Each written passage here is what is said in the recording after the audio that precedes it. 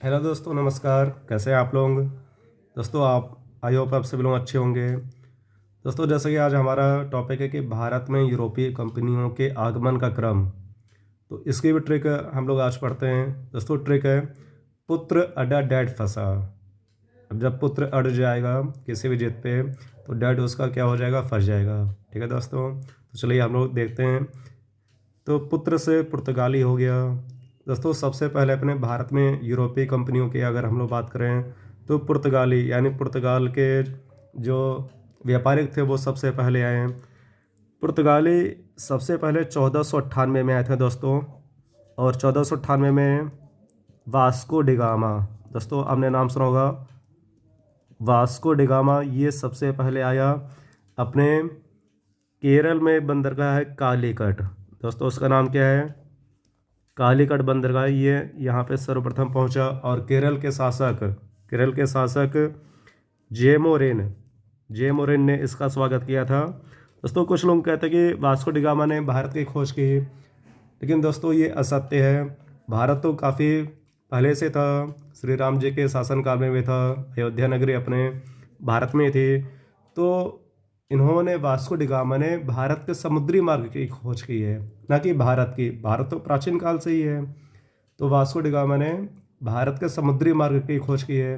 एक बात और दोस्तों, इन 6 यूरोपीय कंपनियों में सबसे पहले पुर्तगाली और सबसे बाद में भी पुर्तगाली गए। क्वेश्चन आपके एग्जाम में आता है कि सबसे पहले कौन है, तो आंसर क्या होगा? पुर्तगाली। कब आए? 1498 में। और सबसे अंत में भी यही लोग गए। दोस्तों, ये लोग कब गए? तो 1961 में। दोस्तों, आपको बताना चाहूँगा कि गोवा राज्य में ये लोग रहे थे 1961 तक।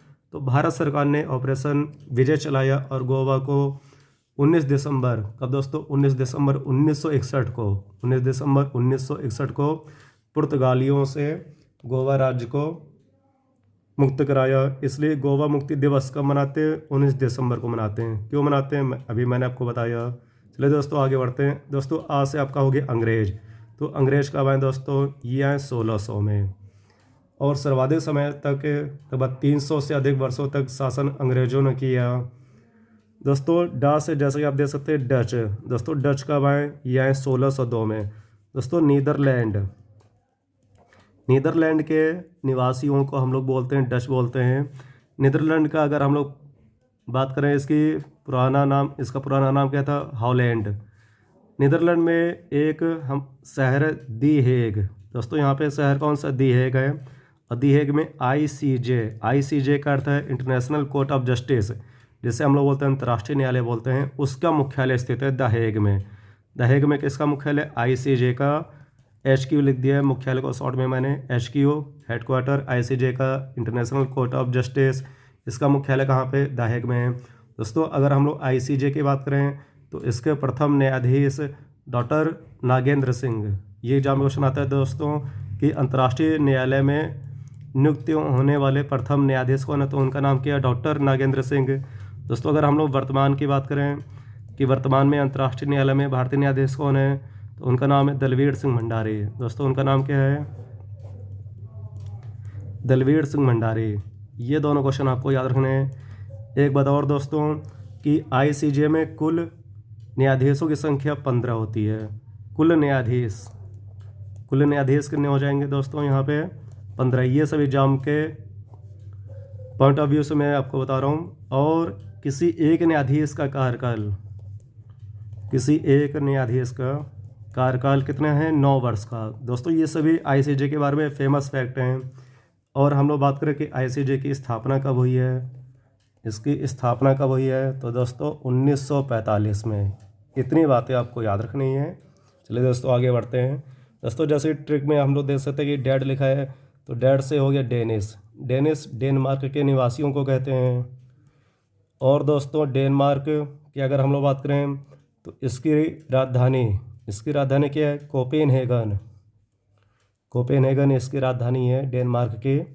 चलिए दोस्तों, आगे बढ़ते हैं। फ्रांस से आपका हो गया फ्रांसीसी। फ्रांस से क्या हो गया? फ्रांसीसी। दोस्तों, डेनमार्क कब आए? तो ये आए थे 1616 में। ये कब आए थे? 1616 में। फ्रांस आपका हो गया फ्रांसीसी। ये कब आए थे? भारत में 1664 में। दोस्तों, कुछ मैं बताना चाहूँगा कि एक युद्ध हुआ था, आपने सुना होगा वांडीवास का युद्ध। वांडीवास दोस्तों किस राज्य में आता है? कर्नाटक में आता है, ये आपको याद रखना है। कर्नाटक में वांडीवास है, जहाँ पे अंग्रेज एवं फ्रांसीसी सेना के मध्य में युद्ध हुआ था। तो इसमें फ्रांसीसी सेना बुरी तरह से पराजित हुई थी और वांडीवास के युद्ध के उपरांत भारत छोड़कर अपने देश चले गई थी। दोस्तों इसमें अंग्रेजी सेनापति पहुंचता है। दोस्तों उसका नाम क्या था?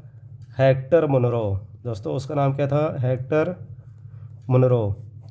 और यहाँ पे फ्रांसीसी सेनापति कौन था? लाली। तो दोस्तों यहाँ पे फ्रांसीसी सेनापति मतलब कि फ्रांस की बहुत ही बुरी तरह से पराजय हुई, वो वापस अपने देश चले गए और हेक्टर मुनरो यहाँ पे जीत गया था। दोस्तों अगर हम लोग यहाँ पे एक ही और युद्ध है, प्लासी का युद्ध। आपने नाम सुना हो प्लासी का युद्ध? दोस्तों प्लासी आपका वेस्ट बंगाल में आता है। ये युद्ध हुआ था 1757 में। दोस्तों एग्जाम में क्वेश्चन आता है कि किस युद्ध के उपरांत भारत में ब्रिटिश साम्राज्य की नींव पड़ी? तो आंसर होगा प्लासी का युद्ध। इसमें अंग्रेजी सेनापति कौन था? तो उसका नाम था रॉबर्ट क्लाइव। दोस्तों अंग्रेजी सेनापति कौन था? Robert Clive. रॉबर्ट क्लाइव को भारतीय साम्राज्य में ब्रिटिश साम्राज्य के संस्थापक कहते हैं, क्योंकि नींव इसी ने रखी थी। और यहाँ पे बंगाल का नवाब सिराजुद्दौला ये हार गया था रॉबर्ट क्लाइव से। दोस्तों एक और युद्ध है आपका बक्सर। दोस्तों ये कहाँ पे आएगा? बिहार में आएगा। बक्सर कहाँ पे आता है? बिहार में। और बक्सर का युद्ध हुआ था 1764 में। तो दोस्तों इसमें भी अंग्रेजी सेनापति का नाम आपको याद रखना है, सर आयर कोट। दोस्तों उसका नाम क्या है? सर आयर कोट। ठीक है दोस्तों। अच्छा कमेंट बॉक्स में आप लोग लिख के बताएंगे कि बक्सर किस नदी पर स्थित है, तो ये आपको कमेंट बॉक्स में लिख के बताना है। दोस्तों अगर हम लोग बात करें सात से, यहाँ पे आपका हो जाएगा स्वीडन या स्वीडिश ले सकते हैं। और एक आबादी 1731 में। लेकिन सबसे पहले कौन आए? पुर्तगाली 1498 में। सबसे अंत में भी कौन गए? पुर्तगाली। कब गए? 1961 में। सबसे ज़्यादा समय तक किसने शासन किया? अंग्रेजों ने शासन किया, लगभग 300 से अधिक वर्ष तक शासन किया। दोस्तों एक और बात कि स्वीडन में प्रत्येक वर्ष नोबेल पुरस्कार दिए जाते हैं। दोस्तों इसके ऊपर भी मैं आपको कल एक वीडियो बनाऊंगा कि भारत में नोबेल पुरस्कार विजेता, तो उनके बारे में बताऊंगा, ट्रिक्स से बताऊंगा किस वर्ष दिया गया, किस क्षेत्र में दिया गया। नोबेल पुरस्कार की अगर हम लोग बात करें तो नोबेल पुरस्कार अल्फ्रेड नोबेल के सम्मान में दिए जाते हैं, जिन्होंने 1867 में एक विस्फोटक डायनामाइट उसकी खोज की थी। ठीक है दोस्तों, तो आज का टॉपिक यहीं पे समाप्त करते हैं। वीडियो अगर पसंद आई होगी तो please like, subscribe and share कर दीजिएगा। जय हिंद दोस्तों, गुड नाइट।